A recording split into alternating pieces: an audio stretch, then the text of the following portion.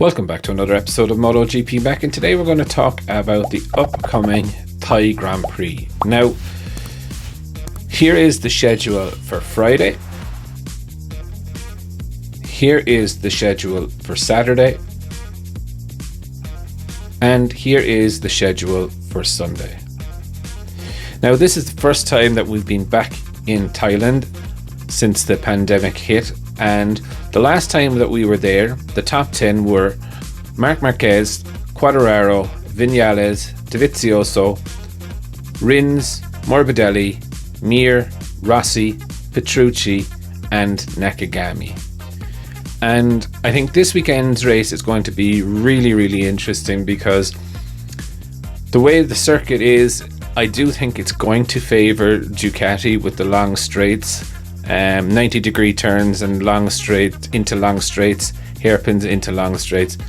So I do know that Quartararo did finish second there the last time we were there, but remember that was in 2019 and he was on the Petronas Yamaha at that stage, so it gives you an idea of how long ago it was. Maverick did finish well there on the Yamaha, but again, I just think the Yamaha will be eaten with the long straights, and especially in the acceleration zones.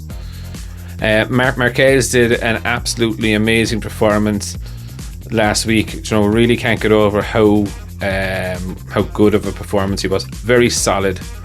Yes, he is on a lot of antibiotics and painkillers and stuff like that right now to help him deal with the pain between races, but I just hope he's not going to be pushing too hard.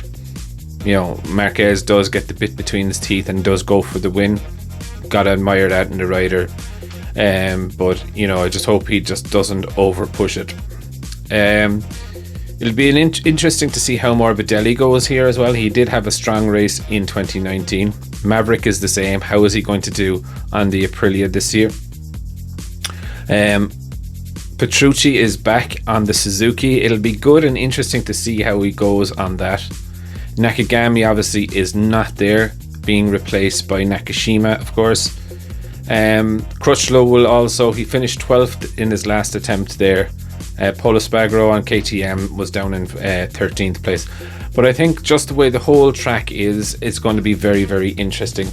I will be streaming the whole weekend again, as I did last weekend. So if you're free, jump on, have a chat, and I'm sure it'll be a good bit of crack and fun. But this race for me is a really interesting race. It is a race that Pecco has to win, and I believe that Pecco needs the support of his other Ducati colleagues to get in the way of Quartararo and make sure that if he does score points, that there's a couple of bikes between him and Fabio to start closing that gap. It's also going to be a very crucial weekend in my view for Aleix Espargaro at 25 points off. If he falls further back, then there's only going to be like 75 points in total left, so makes it very unlikely that his championship bid could come to fruition. And finally, who do I think my Friday man is going to be? I do think that my Friday man is going to be none other than Johan Zarco. But I'd definitely love to know your thoughts. What do you think is going to happen this weekend? And of course, who is your Friday man? That's it from me today. I'm going to wrap it up there, and I will see you all again in tomorrow's video.